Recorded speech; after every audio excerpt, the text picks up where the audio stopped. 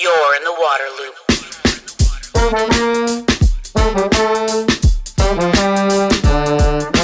Water loop, water loop, water loop. Welcome to Waterloop. This is Travis. Very excited to talk about lead in drinking water and some great efforts and program that's underway in DC to address this. I'm joined by John Deignan. He is lead-free DC program manager with DC Water. John, how's it going? Going well. Yeah. Thanks for inviting me. For sure. Excited to be here. For sure. It's good. Everyone's doing lots of chatting on video these days, so we're very accustomed to this. I want to start, I guess, with a little bit of the context of the situation in DC. You know, what's kind of the history and the current status of lead lines in DC? Yeah. So we were discussing a little bit before that you're from the area, but for those who aren't familiar with DC Water, we distribute drinking water to about 700,000 residents in DC and across 8 wards. So that's the main political denominations for the district. So DC Water, we're an independent authority, ratepayer funded, follow laws set by the district council, which I'll be discussing. And our EPA Region 3 is our primary regulator. So currently, I manage the Lead-Free DC program, which is Mr. Gaddis, our general manager and CEO, his initiative to eliminate all lead lines in Washington, D.C. So I manage the strategic effort to expand our capabilities to do so, and a couple of the multifunctional teams that are running our lead replacement programs. But the current status, we have about 10,000 known lead service lines in public space and about 21,000 known lead service lines on private property, according to our inventory. Additionally, it's about 15,000 unknown on both sides, and 10,000 brass service lines, and a little less than 1,000 galvanized. But so we have a pretty solid inventory based on our historic records, but that's where things stand currently.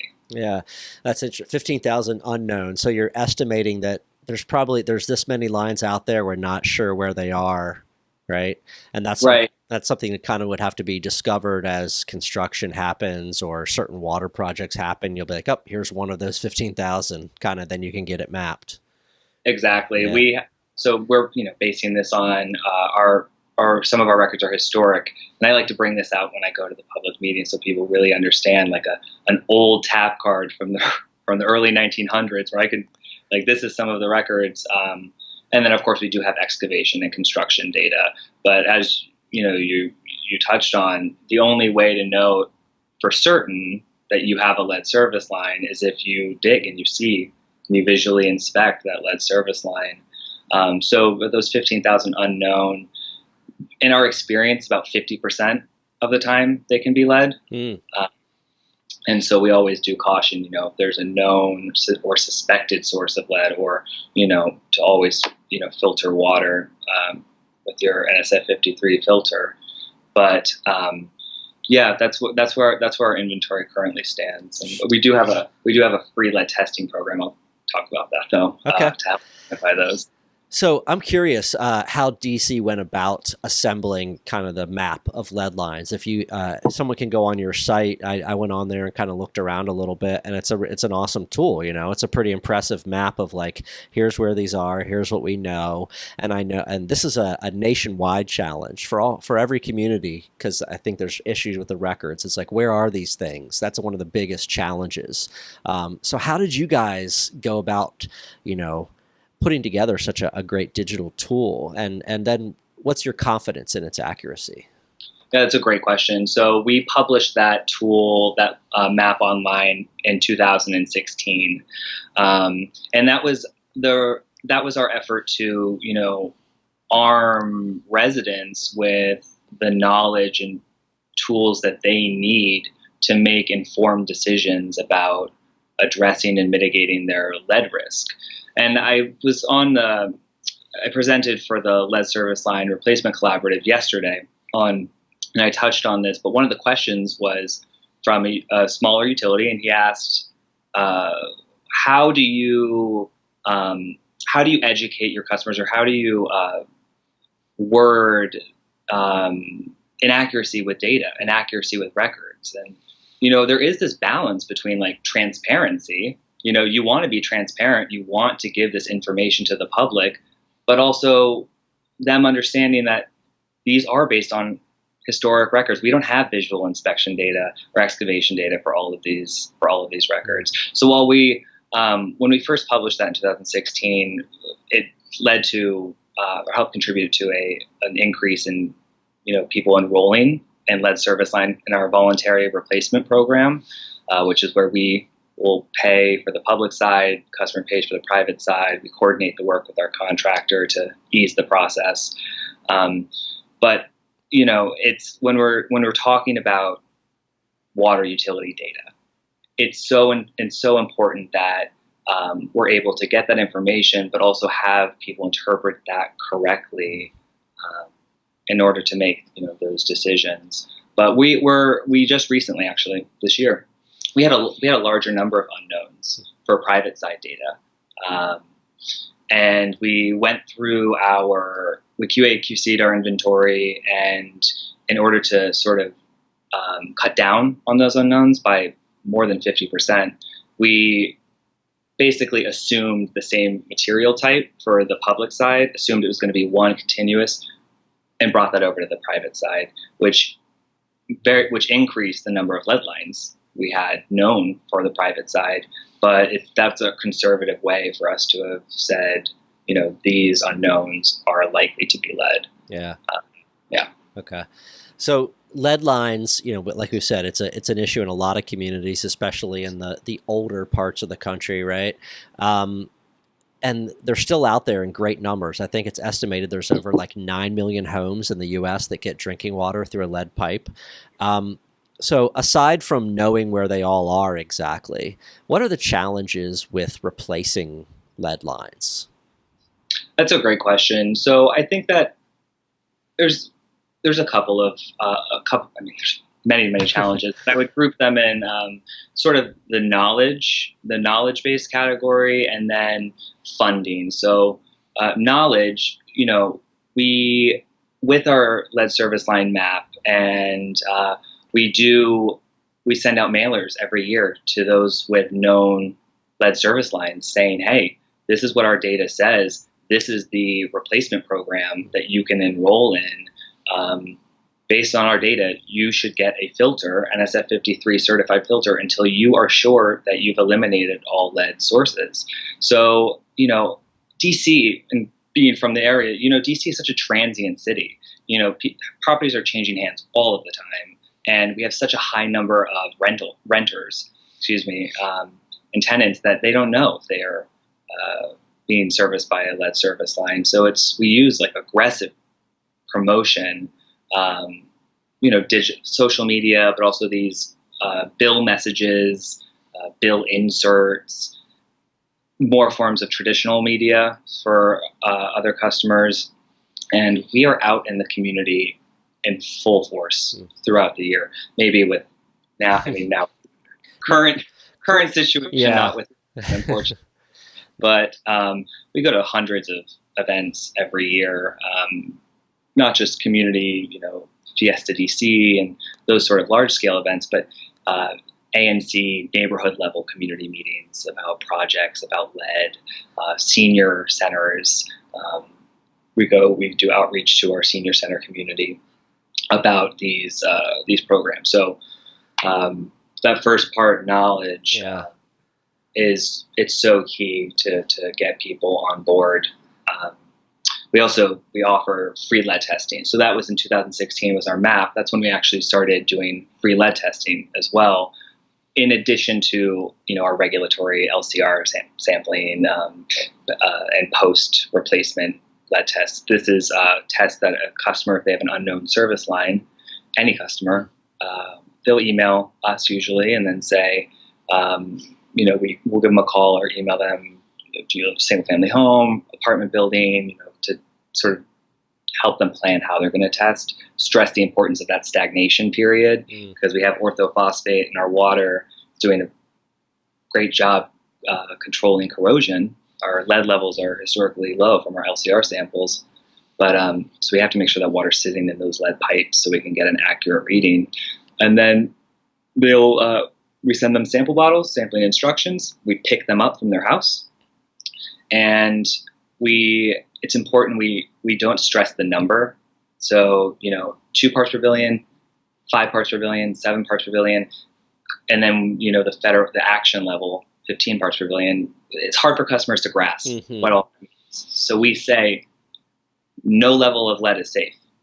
This test is a snapshot of your water quality at the time, and this is to help indicate if there is a source of lead, if there's a lead source present, if your service line is likely lead, so that they can get that information and not necessarily categorize their risk. Sure. Well, I think you touched on one of the other challenges with lead lines is the idea that construction can disturb these things, right? So it's like sometimes if you're going into an area and messing things up or trying to dig for lead lines, you're going to end up making the situation worse for that person on the other end of the tap, right? Yeah. So every time we touch or every time there's a disturbance to a lead line, we make sure our customers get flushing, bilingual flushing guidance or filtering, filter kits, and we do a weekly robocall for after replacements. We do a weekly robocall with those flushing instructions and a weekly mailer. We really try to get them, to flush, because as you touched on, particulate release of lead. A lot of people don't know when you have that corroded pipe, whether it's galvanized that was connected to a lead source or a lead pipe. At any given moment, orthophosphate could be doing a great job, but a piece of lead can break off the side and go right through your plumbing to your faucet aerator, and suddenly you went from an insignificant amount of lead release to sky high. There's no way to predict when those particulates will break off. So yeah.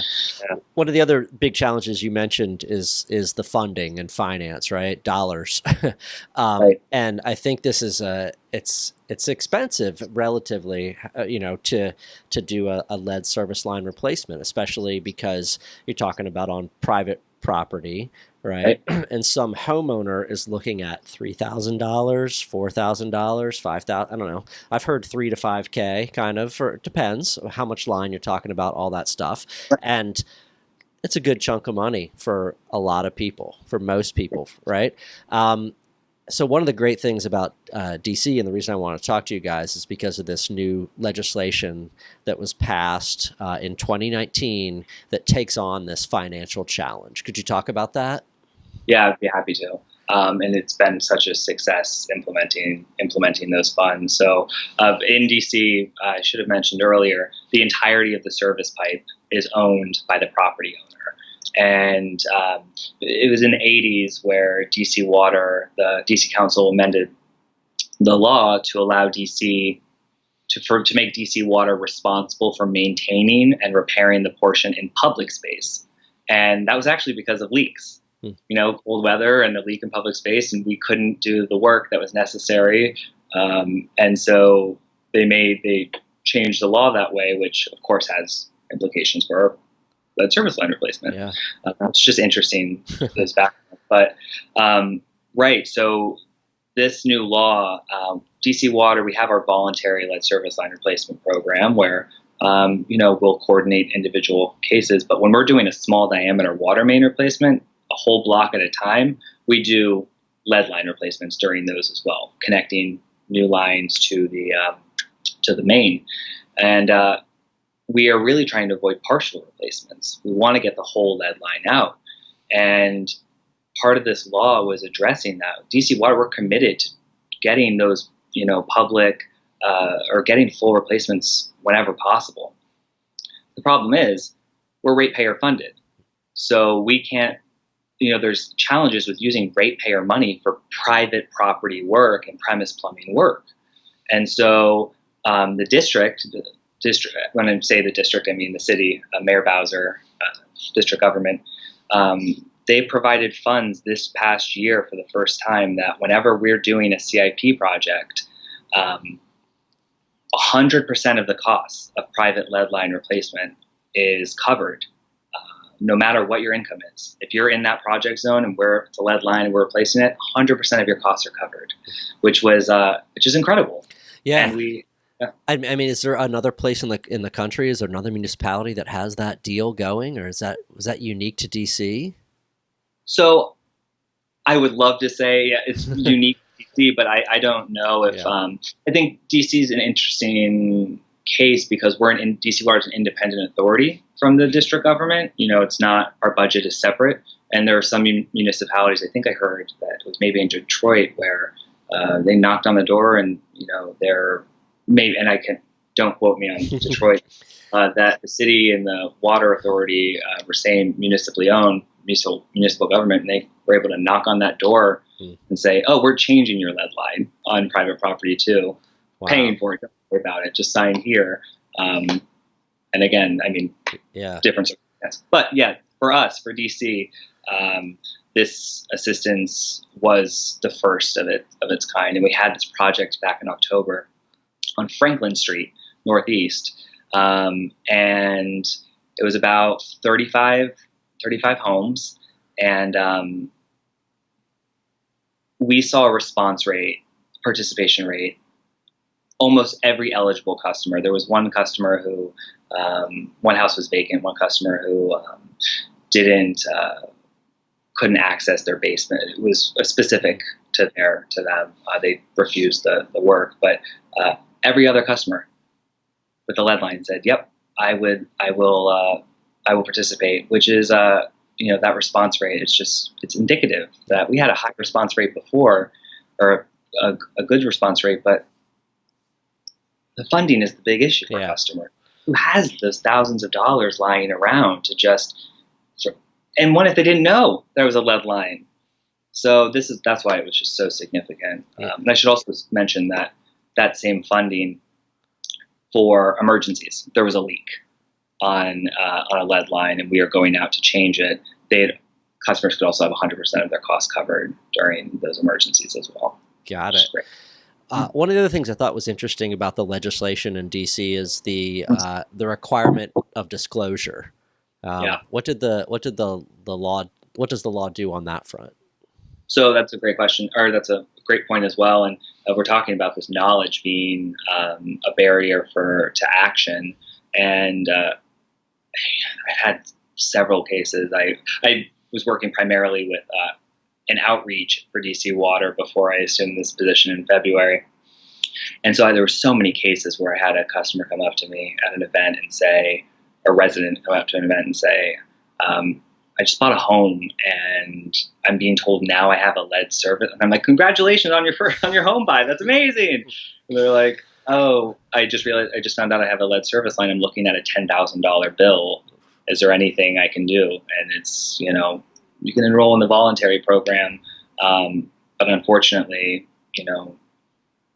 we weren't told and you weren't told. So this disclosure part of the law, any landlord who's renting property and any property owner who's selling their property has to disclose whether that property has a lead service line based on DC Water's data, and also the result of any water testing, lead and water testing that's been done for that property, which is great. And that helps to get to the thing you mentioned before is one of the challenges of replacing lines is the knowledge and awareness. Well, this helps to address that. So it's great. The legislation's addressing that piece and the funding piece. So good deal. We've hit on this here, but I want to dig into it more. And that's the idea of environmental justice and why lead lines are an environmental justice concern. It's really that they come with this incredibly high cost, right? So yeah, could you talk about that? Yeah, and we just participated in a study with American University and Environmental Defense Fund. Dr. Karen Baylor over at American University, she's brilliant. Her team was brilliant. But they were working on looking at replacement data, DC Water's lead service line replacement data from 2009 to 2018. So 2009 is when that voluntary program started, and there are experts who can speak to this. There's a couple of great books on the matter. That DC is a historically segregated city, and that this team looked at the area deprivation index, which combines 14 social, economic, and demographic factors associated with poor health outcomes, and they found a statistically significant relationship between median household income, percentages of residents who self-identified as African American or Black, and that area deprivation index. And then looking at our data, they found that there were lower rates of replacement either during a CIP project where we're doing small diameter water main, and lower rates of replacement through our voluntary program in areas with lower median incomes and higher percentages of African American and Black residents. So it was something that, and replacements, I should say, still the prevalence of getting a lead line replaced was still in line with the percentage of lead lines in that ward. Older wards tend to have more lead lines, but it was significant, showing that the impact of lead lines and the impact of, or I guess the ability to pay for these lead line replacements in Washington D.C. There are significant differences between our Black residents in D.C. and our other customers. So this law, the way that this law was incorporating equity, and this is one of the conclusions of the study, was that other parts of the country should look at this. The law also made a new replacement program that was redressing partial lead lines. So any property that has a partial lead line where we've done work and either they didn't enroll, change the lead line out when we were doing it, or couldn't afford it at the time, or whatever it is, that remaining lead pipe on private property, there's now a program where you can get financial assistance to change out that pipe, and that's based on your income. So 50% is covered for every resident, regardless of income, up to $2,500. And then there's two other categories, 80% and 100%, based on. Yeah. So, well, I agree. That work by you all and American and EDF is terrific. I actually, just while we're talking, I put up a little graphic on the screen that shows the DC map, and it shows the 8 wards, and it shows customer initiated, lead line replacements, the percent kind of piece. And you can just see, as if you know really DC and the way the demographics are, you can just see that very stark, that east side of the Anacostia there. And so it's very clear. The results of that report and study are very, very clear. Right. It's important stuff. Yeah, absolutely. Where do you all want to go with this? What's your goal? You've got all those thousands and thousands of lines. It's a process. What's your path forward? So, what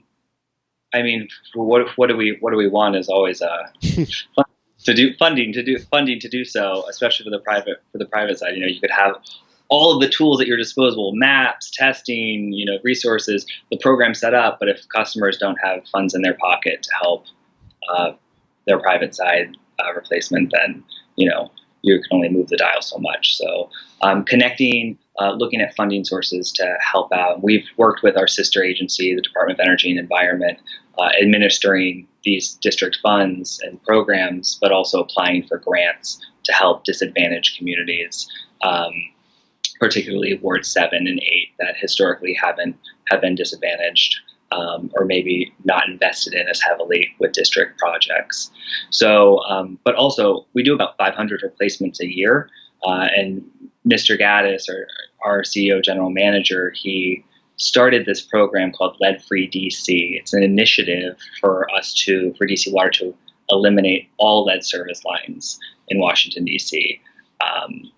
And we were looking at using that. It started as a vehicle to implement this new law, and now we're looking at how we can expand our capabilities to address more, to get more lead out of the city. What's going to be needed? Pursuing legislative opportunities and advocating for policy to help that.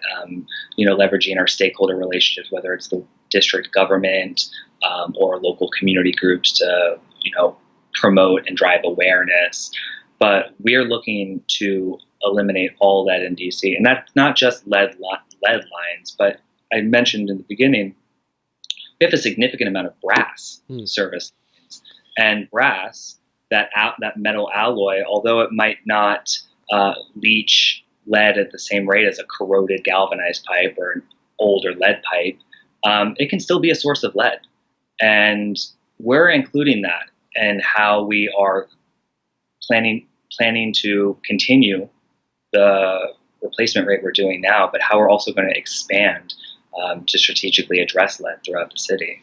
Yeah. So I'm really not familiar with brass lines at all. So I totally learned something today. That's very interesting. DC Water is a major utility. You guys are a leading utility in so many ways, right? You have a lot of resources. What have you heard from other utilities that are interested in how you're approaching this, or what the model is, or mid-sized utilities, smaller utilities that are like, we want to do something about our lead lines too? Are they coming to you guys for ideas and advice? So that's a great question. I will say, when it comes to our data management and our map and our testing, DC Water, we've always been a leader in the sector since our exceedance in the early 2000s, and the lessons learned for utilities all over the country. And we've led in innovation, and we do get utilities looking for advice, and we have that Blue Drop as part of DC Water's consulting, and but also I think that, and this is the beauty of what I think the water sector and why I'm so energized by this work, and maybe it's because I came from Council of Governments in DC, which is a regional cooperative. But for the water sector, we're reaching out to other utilities who, like City of Richmond, who implemented a similar program for pipes on private property, and other utilities, Denver Water, Pittsburgh. Looking at, I just got an email this morning from someone who heard the presentation yesterday from New Jersey and their work in Newark.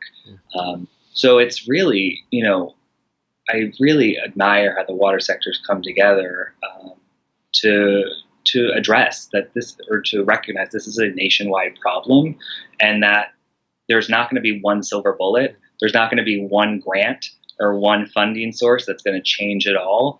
That this is going to require a unique approach for every city, every town, every municipality. And it's going to require, working together to get all of these perspectives and get everybody at the table to help come up with a strategy to get lead pipes out of the nation. So, get them out of here. They're no good. Yeah. Get the lead out. Get it out. John, it was awesome to talk to you. I'm glad we connected, and definitely I'm glad I can help share what's happening in DC a little bit with others, but appreciate it so much. Thanks for the time. Yeah, thank you.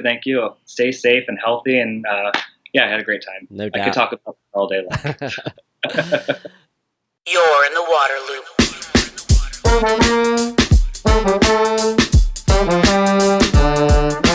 Waterloop, waterloop, waterloop.